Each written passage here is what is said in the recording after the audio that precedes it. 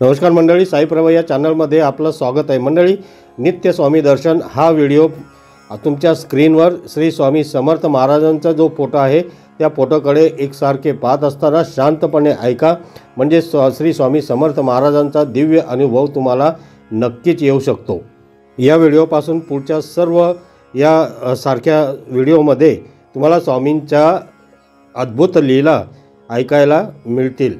धन्यवाद। श्री स्वामी समर्थ। उपनिषद काळापासून भारतीय जीवन पद्धतीचे प्रधान वैशिष्ट्य काय आहे तर सर्व भारतीयांनी स्वीकारलेला उपासना मार्ग, मग ती सगुणोपासना असेल किंवा निर्गुणोपासना असेल किंवा नवविद्या भक्ती असेल, या तीन प्रकारात प्रामुख्याने विभागल्या गेलेल्या या उपासनेमुळे सर्व क्षेत्रातील सर्वच जाती धर्मातील धार्मिक वृत्तीच्या स्त्री पुरुषांना आपले मानसिक आयुष्य शांत चित्त आणि सफल करण्याचा भगवंत मार्ग सापडला। थोडक्यात काय तर हा भगवंत प्राप्तीचा उपासना मार्ग भारतीय जीवन पद्धतीत उपनिषद काळापासून एकरूप होऊन गेला आहे। भगवंताप्रती चित्त एकाग्र करणारा हा उपासना मार्ग प्रापंचिक लोकांना सुद्धा सुलभ वाटू लागला। त्यामुळे एक झाले की उपासनेचे मार्ग जरी वेगवेगळे असले तरी उपासनेचा मूळ अशा स्वरूपाला म्हणजे भगवंत प्राप्ती या मूळ उद्देशाला कुठेही धक्का पोहोचला नाही की उपासनेचे मूळ स्वरूप कधी बदलले नाही। उपासनेला दृढ चालवावे हा समर्थांचा संदेश त्यामुळे घरोघरी पोहोचला। अशा या उपासना मार्गाने अनेक संप्रदाय निर्माण केले। त्यातला सर्वात प्राचीन संप्रदाय कुठला तर तो दत्त संप्रदाय। दत्त संप्रदायाचे प्रमुख वैशिष्ट्य काय तर हा लोकाभिमुख तर आहेच, परंतु तो सर्वसमावेशक आणि समन्वयवादी म्हणजे सर्वांना एकत्र करणारा आहे। या दत्त संप्रदायाचा प्रमुख ग्रंथ आहे गुरुचरित्र। दत्त संप्रदायाची सुरुवात श्री दत्तात्रेयांपासून झाली। श्री दत्तात्रेय हे श्री विष्णूचा अवतार। गुरुचरित्रात श्री दत्तात्रेयांची जन्मकथा वर्णन करून सांगितलेली आहे। कुणाचीही असूया वा मत्सर न करणाऱ्या अनसूयेचा आणि जेथे त्रिगुणोद्भव नाहीत अशा अत्री ऋषींचा श्री दत्त हा मुलगा। अनसूया आणि अत्री यांची विलक्षण अशी तपस संपदाच जणू श्री दत्तात्रेयांच्या रूपाने प्रकट झाली। श्री दत्त हे अयोनिज आहेत। परमेश्वराने या दोघांना श्री दत्त हा दान दिला। त्यामुळेच दत्त संप्रदाय हा दानवृत्तीवर समर्थपणे उभा आहे। हा संप्रदाय कुठल्याही मर्त्य गोष्टींचा संग्रह करीत नाही। त्याग ही दत्त संप्रदायाची प्रवृत्ती आहे। विरक्त विरागी वृत्तीच्या या दत्त संप्रदायातील महापुरुषांना म्हणूनच अवधूत म्हणतात। श्री दत्तात्रेय हे तर विश्वगुरू। त्यांनी एकूण 24 गुरु केले। हे 24 गुरु म्हणजे शरीरातील 24 शक्ती केंद्रे आहेत। ती 24 शक्ती केंद्रे श्री दत्तगुरूंनी जागृत केली। ही 24 शक्ती केंद्रे ज्यांची जागृत होतात त्यांना जगद्गुरू श्री दत्तात्रेयांची ताकद आणि त्यांची विश्वमोहिनी यांचा मेळ साधता येतो।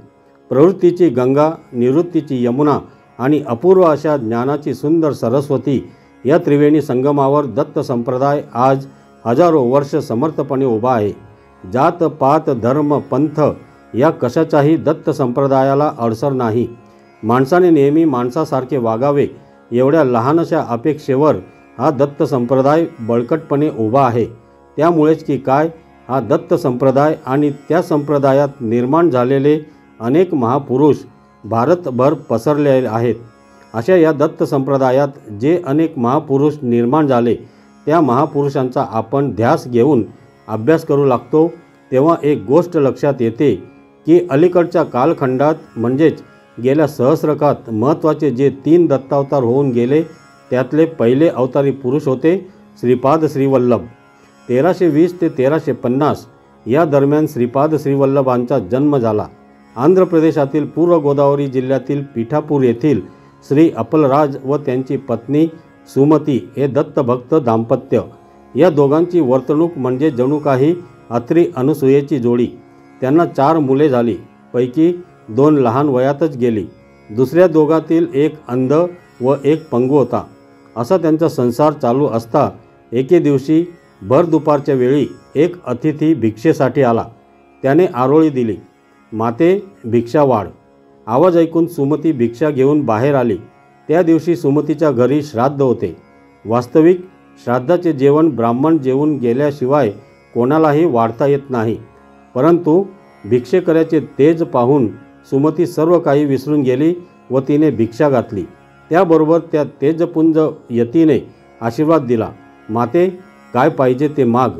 तेव्हा सुमतीने विनंती केली, माझी 2 मुले अंध आणि पंगू आहेत, तेव्हा आपल्या सारख्याच एका तेजपुंज मुलाची अपेक्षा करते. यतिवेशात आलेल्या श्री दत्तात्रेयांनी लगेच आशीर्वाद दिला की माते मीच तुझ्या पोटी जन्म घेईल. श्री दत्तात्रेयांनी दिलेल्या या आश्वासनाप्रमाणे झालेला मुलगा म्हणजे दत्तावतारी श्रीपाद श्रीवल्लभ होय. श्रीपाद श्रीवल्लभ वयाच्या 16व्या वर्षापर्यंत माता पित्यांजवळ होते. त्यानंतर त्यांनी जनकल्याणार्थ तीर्थयात्रेला जाण्याची इच्छा प्रकट केली. त्यावेळी त्यांच्या माता पित्यांना अतिशय दुःख झाले. तेव्हा श्रीपाद श्रीवल्लभांनी त्यांना सांगितले, ब्रह्मचर्य हाच आमचा आश्रम व योग हेच आमचे कर्म, तरी मी तुम्हाला काहीही कमी पडू देणार नाही. असे म्हणून त्यांनी त्या दोन्ही व्यंग मुलांकडे कृपादृष्टीने पाहताच त्यांचे व्यंग जाऊन ती दोन्ही मुले तेजपुंज झाली. नंतर श्रीपाद श्रीवल्लभ माता पित्यांना वंदन करून यात्रेस निघाले. पीठापूर सोडल्यानंतर श्रीपाद श्रीवल्लभ प्रथम गोकर्ण महाबळेश्वर, श्रीशैल मल्लिकार्जुन असे फिरत फिरत कुरवपूर येथे आले. तेथे त्यांचा 22 वर्ष निवास होता. त्यांनी अनेक चमत्कार केले. त्यांची अवतार समाप्ती झाली तो दिवस दत्त संप्रदायात गुरुद्वादशी म्हणून पाळण्यात येतो. काही वर्षानंतर श्रीपाद श्रीवल्लभ हे श्री गुरु नृसिंह सरस्वती या नावाने 1378च्या सुमारास प्रकट झाले. त्यांचा जन्म विदर्भातल्या अकोला जिल्ह्यातल्या कारंजा या गावी झाला. मुंज झाल्यावर त्यांनी तीर्थाटनास सुरुवात केली. काशी क्षेत्री श्रीकृष्ण सरस्वती यांनी त्यांना संन्यासाश्रमाची दीक्षा दिली. त्यानंतर ते अनेक तीर्थक्षेत्रे करीत पुन्हा दक्षिणेकडे आले. कारंजा, त्र्यंबकेश्वर, परळी वैजनाथ, औदुंबर, नृसिंहवाडी आणि शेवटी गाणगापूर येथे त्यांनी वास्तव्य केले. 1458मध्ये आपले अवतार कार्य संपवून श्री नृसिंह सरस्वती अचानक अदृश्य झाले. ते जे अदृश्य झाले ते शैल्य पर्वतावर गेले. तेथून गंगेच्या किनाऱ्याने भटकंती करीत गंगेच्या काठावरल्या कर्दळी वनात जवळजवळ 350 वर्ष समाधी लावून बसले. थोडक्यात काय तर कारंजा गावी प्रकट होऊन कर्दळी वनात गुप्त होईपर्यंतचा हा कालखंड आणि त्यानंतर त्यांच्या भोवती प्रचंड वारूळ जे निर्माण झाले त्यातून लाकूड तोड्याची कुऱ्हाड लागून श्री स्वामी समर्थ म्हणून प्रकट झाले तोपर्यंतचा हा एकूणच कालखंड हा 3 समर्थ साक्षात्कारी दत्तावतारी पुरुषांचा तेजस्वी कालखंड आहे.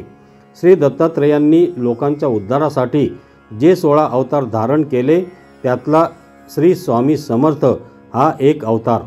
श्री वासुदेवानंद सरस्वती यांचा श्री दत्तात्रेय षोडशावतारा हा ग्रंथ पाहिला की ही सर्व माहिती आपोआप मिळते. अशा या दत्त संप्रदायात अक्कलकोट निवासी श्री स्वामी समर्थ महाराज अचानक प्रकट झाले.